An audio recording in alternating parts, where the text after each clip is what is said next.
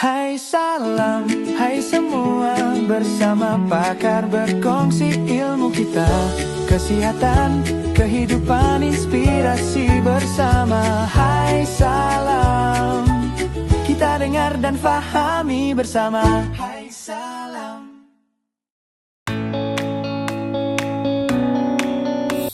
Assalamualaikum warahmatullahi wabarakatuh, dan salam sejahtera kepada semua pendengar-pendengar kita pada hari ini.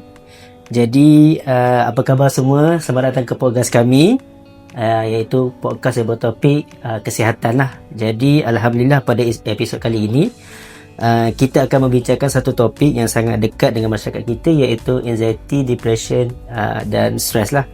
So ramai yang menggunakan ketiga-tiga istilah ini secara berganti-ganti, ataupun kita boleh katakan masyarakat kita masih lagi menggunakan istilah ni, tapi tidak pada yang tepat lah, istilah yang tepat lah.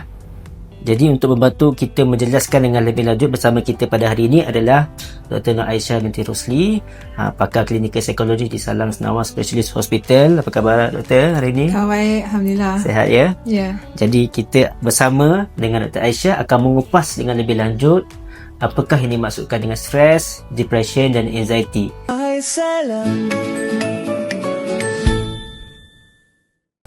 Jadi tanpa membuang masa, kita teruskan dengan subtopik pertama, iaitu berkaitan dengan definisi anxiety, stress dan depression lah. Jadi secara umumnya doktor, apakah yang dimaksudkan dengan anxiety itu sendiri?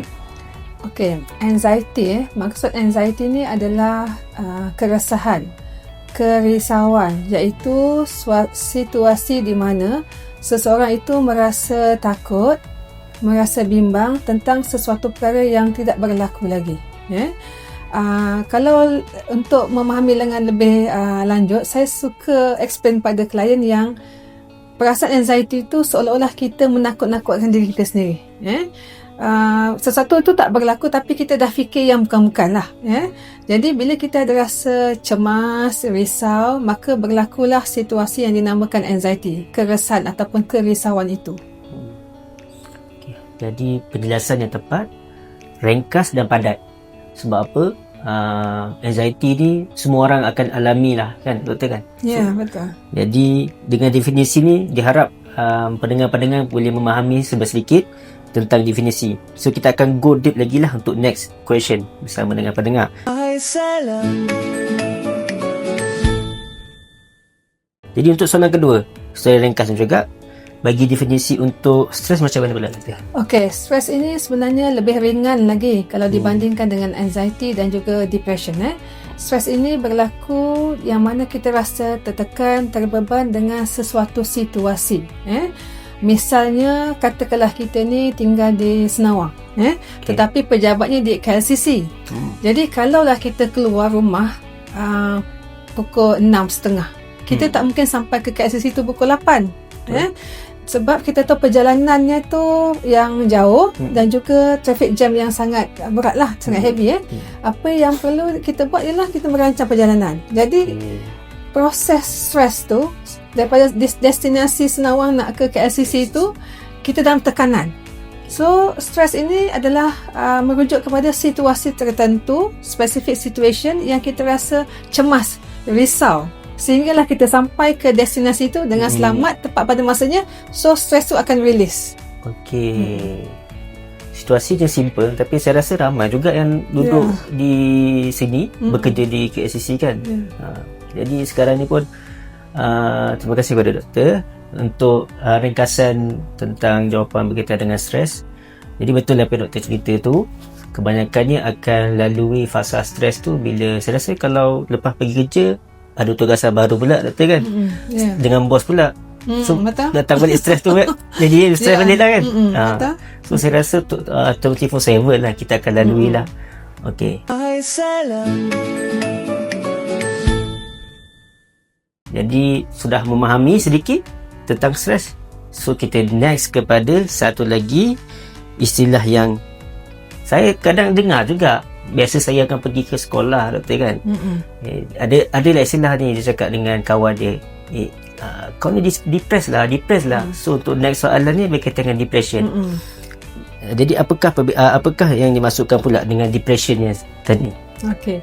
Depression ataupun depresi iaitu tekanan emosi yang berlaku pada seseorang itu yang mana moodnya ni tidak menentu. Mood sedih tu lebih tinggi. Okey. Mood rasa tak ada semangat tu lebih tinggi lagi.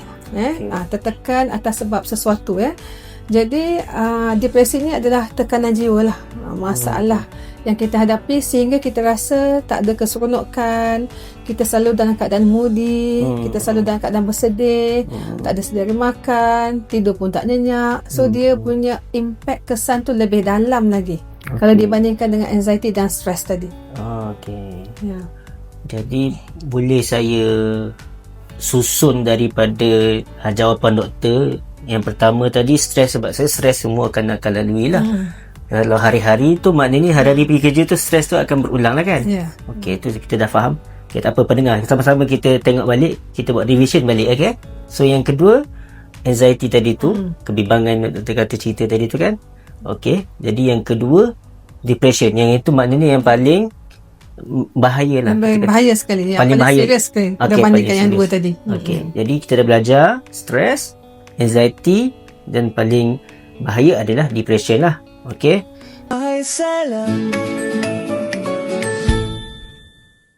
Jadi untuk soalan berkait juga dengan yang saya terangkan tadi tu, untuk soalan keempat. Jadi apakah perbezaan utama yang kita nak tahu di antara anxiety, stress dengan depression? Okey, sebenarnya perbezaan ni, stress, anxiety dan depression ni sebenarnya tak boleh dipisahkan. Sebenarnya stres tu adalah sangat minimum lah. Stres yang saya katakan tadi spesifik dan dalam satu jangka masa yang pendek. Anxiety adalah keresahan, kita ada macam false belief tentang sesuatu benda yang akan berlaku, sedangkan sesuatu tak berlaku lagi, tapi kita dah risau, cemas, kita bimbang. Depression pula adalah satu tekanan emosi yang kita alami yang telah berlaku lama. Lama berlaku dan kita menghadapi keadaan tersebut setiap hari sehingga menjejaskan rutin harian kita. Jadi dekat situ dah faham penjelasan daripada doktor tentang kaitan di antara tiga tu.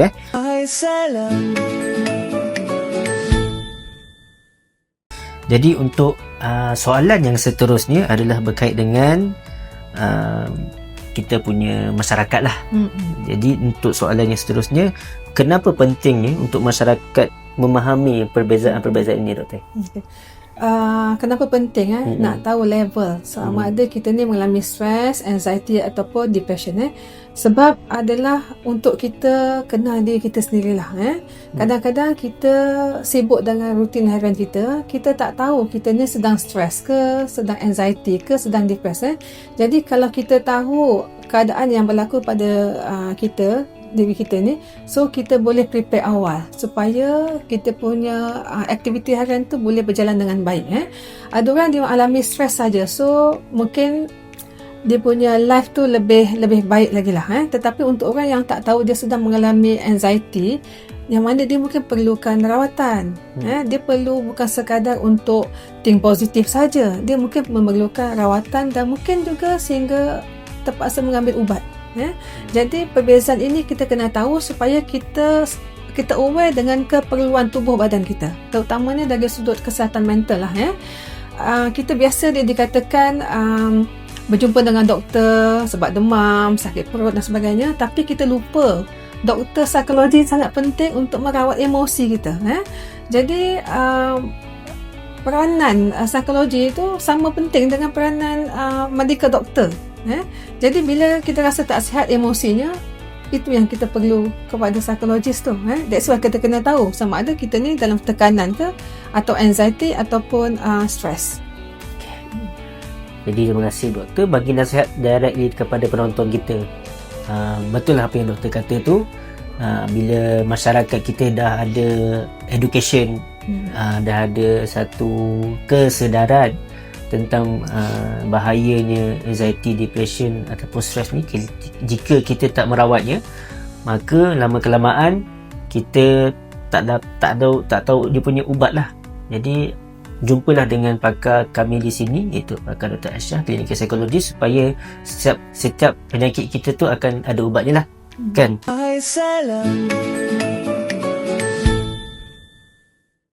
apakah punca-puncanya yang terjadinya orang yang mengalami anxiety ni? Okey. Okey, anxiety ni saya boleh katakan setiap daripada kita ni ada anxiety. Cuma anxiety kita yang kita alami tu berada di tahap yang mild, moderate ataupun severe. Okey, secara umumnya kita semua menghadapi anxiety sebab kita adalah seorang, katakanlah kita mengalami anxiety dalam rumah tangga. Anxiety dengan suasana di rumah. Kita boleh mengalami anxiety, keresahan, kerisauan dengan tugas-tugas harian kita di pejabat. Dan juga kepada pelajar-pelajar universiti, pelajar sekolah, terutamanya yang tengah nak ambil exam, pun mengalami tekanan juga, mengalami anxiety, anxious, risau dengan keputusan peperiksaan nanti. Mereka nak menghadapi peperiksaan SPM, jadi risau dengan kemampuan untuk menjawab soalan. Dan juga semua aspek lah sebenarnya kita akan merasa anxious. Jangan nak katakan kita ni sebagai pelajar, pekerja. Kita nak pergi shopping pun kadang-kadang kita ada kerisauan juga. Okey tak ni? Cuaca okey tak? Sempat tak nak kejar train ni? Mana nak parking ni? Sempat ke sampai on time? Jam dan sebagainya. Memang di mana-mana pun orang kata sudut hidup kita ni memang ada keadaan yang boleh membuatkan kita anxious. Tetapi kita kena tahu mengawalnya dengan baiklah. Ya. Okey.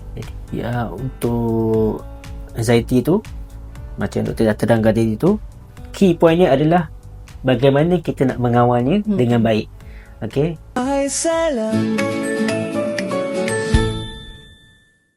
Jadi untuk soalan seterusnya, takut nanti dah lama-lama nanti kita tak dapat nak meneruskan lagi, masa kita pun terhad. Adakah ini yang crucial sikit lah doktor, adakah sosial media ni menyumbang juga kepada isu yang berlaku di antara anxiety, stress ataupun depression? Okey, saya tak nafikan social media yang terlalu banyak sangat di luar memang menyumbanglah kepada keadaan stres, anxiety dan juga depression.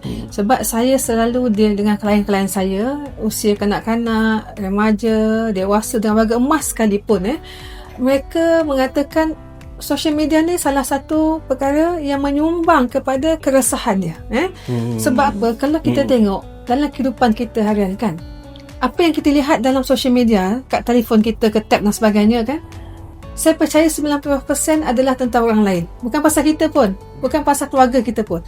Kita tengok orang bershopping, kita tengok orang ambil gambar depan rumah dia yang cantik, bawa beli kereta baru, suami isteri hadiahkan sesuatu. Saya tak langsung kita dah start compare diri kita dengan orang lain. Saya tak langsung kita start rasa macam aku tak ada apa-apa pun.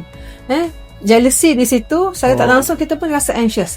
Bila masing-masing semua berlumba-lumba untuk memaparkan keseronokan, kesempurnaan dan sebagainya. Ini diakui sendiri sebenarnya oleh klien-klien saya.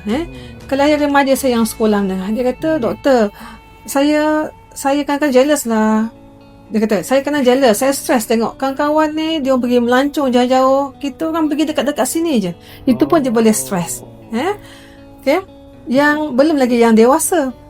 Dewasa yang menunjukkan barangan mewah dan sebagainya kan. Semua tu boleh menimbulkan rasa anxious, boleh rasa depressed. Sebab apa? Kita comparekan hidup kita dengan orang lain. Kita ambil tahu dan kita mahu ambil tahu tentang hidup orang lain. Tu yang menyebabkan kita boleh rasa tertekan sebenarnya.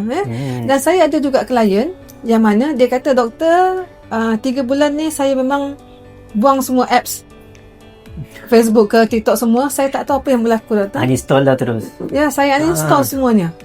Tapi saya dapat rasakan perubahan. Perubahan hidup saya, rasa tenang. Saya tak memikirkan masalah orang lain. Saya tak fikirkan apa orang tu beli untuk suami dia, untuk isteri dia dan sebagainya. Saya masak kat dapur pun relax. Saya fikir apa yang saya masak. Kalau tak sebelum ni dia kata, saya asyik membayangkan kisah hidup orang lain tu masuk dalam rumah saya. Saya ke dapur ke, tengok TV ke, tengah nak mandi, asyik fikir apa yang saya baca dalam Facebook, dalam TikTok, dalam Twitter dan sebagainya. Nampak tak kesannya tu sangat besar, influence kehidupan kita. So reality yang doktor cerita itu kalau doktor bagi lagi sikit masa, mungkin kita akan banyak lagi membedah kisah-kisah reality ini kita nak dengar lah, berkaitan dengan kisah-kisah real daripada sharing daripada klien-klien doktor sendiri kan. Okey.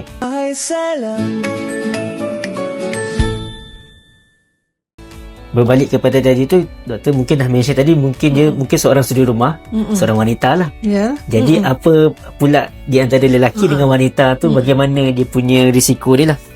Di antara kedua jantina ni, di mana yang lebih berisiko? Okey, secara umum ya, kita lihat wanita lebih banyak mengalami tekanan dan anxiety. Okey. Tetapi bukan sebab wanita yang mengalami banyak tau.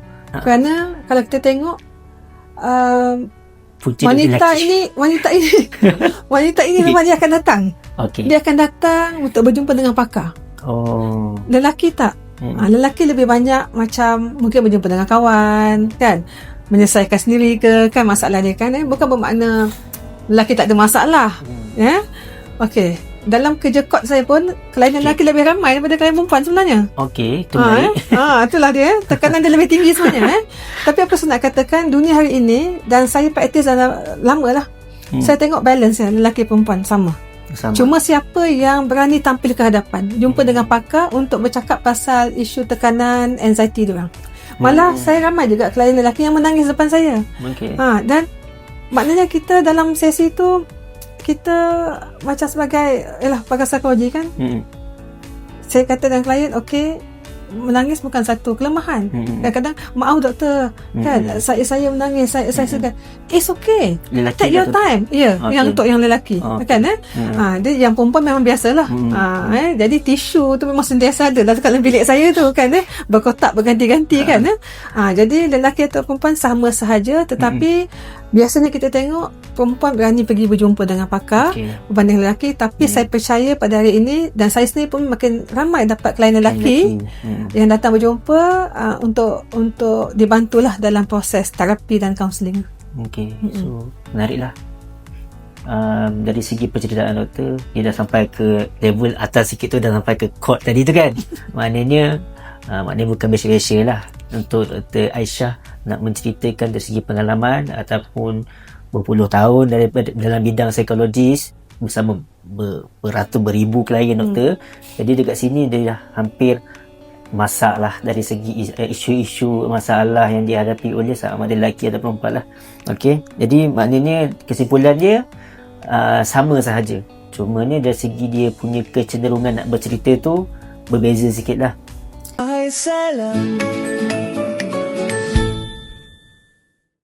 Okey, jadi untuk lebih kepada subtopik berkaitan dengan tanda ataupun gejala lah. Mungkin penonton dekat luar sana pun nak tahu kan, dia dekat tahap mana, tanda-tanda ni apa. Mungkin nak tanya, tak tahu lagi nak tanya siapa.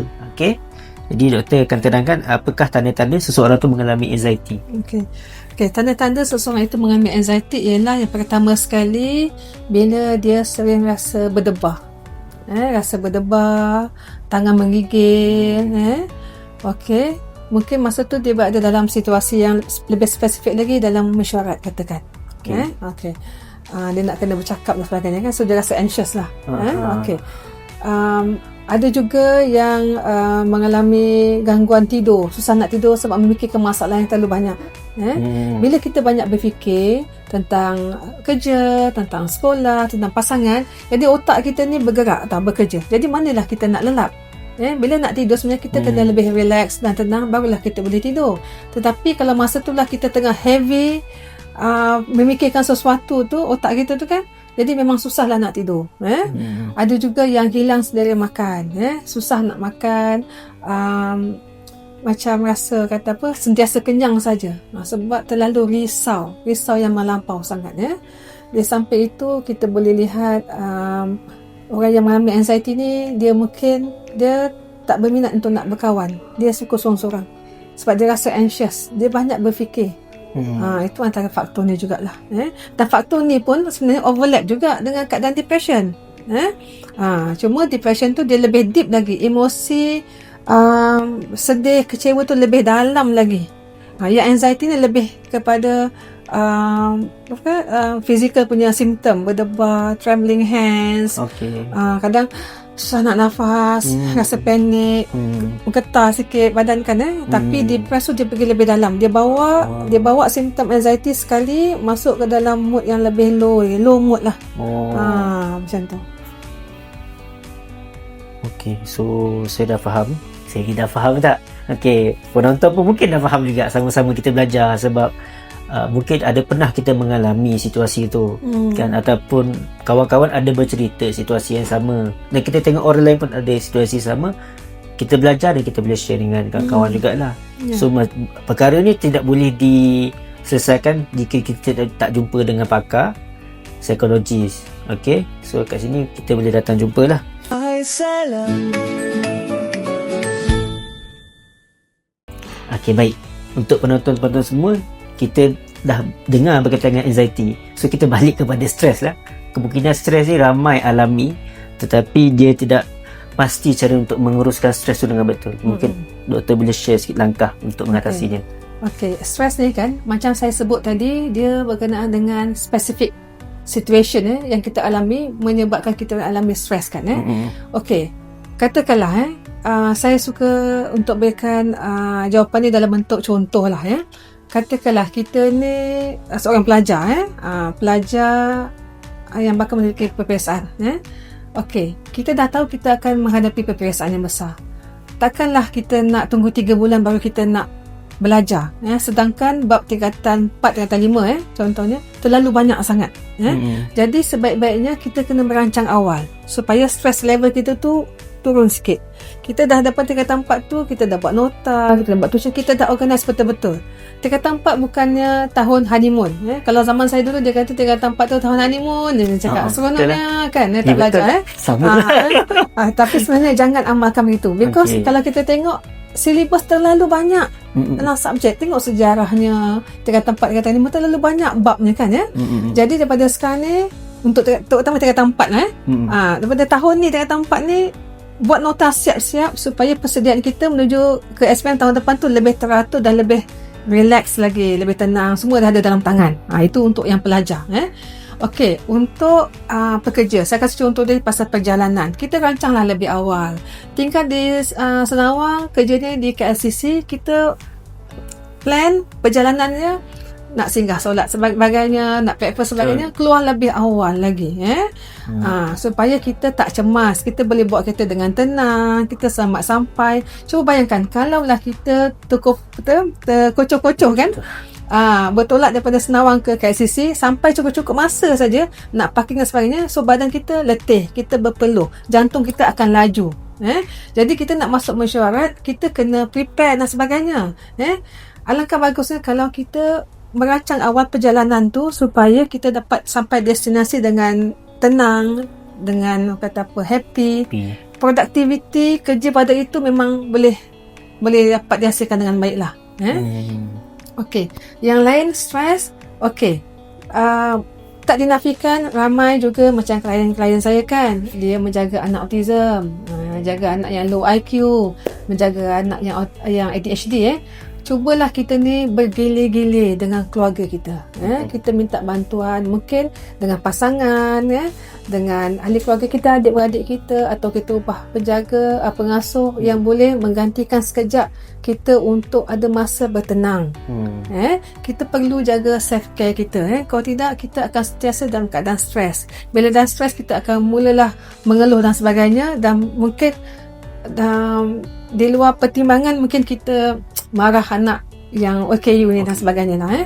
Jadi sebenarnya kita bertenang lah. Dan dalam satu kajian yang pernah saya buat, di kalangan ibu bapa yang mempunyai anak-anak autism, dia punya stress levelnya sangat tinggi, terutamanya jika anak autism itu adalah anak yang severe, compare dengan mereka ibu bapa yang mempunyai anak high function.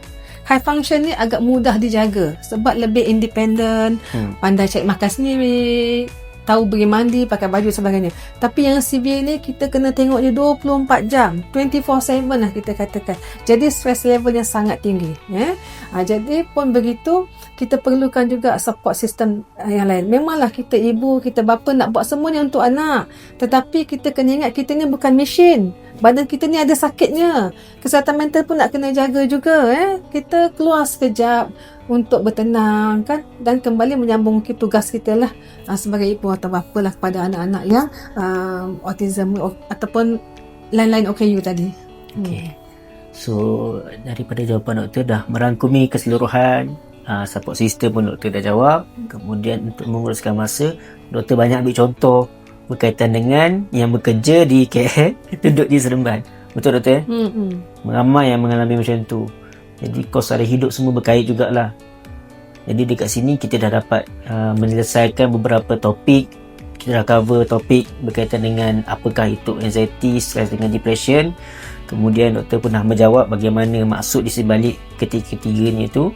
Dan kemudian bagaimana, yang paling penting bagaimana kita nak menguruskan stres tu lah. Salam. Kita terus ke soalan terakhir lah kan, untuk menjawab keseluruhan itu. Jadi apakah biasanya terakhir ni, apakah nasihat doktor lah sendiri berkaitan dengan kesihatan mental?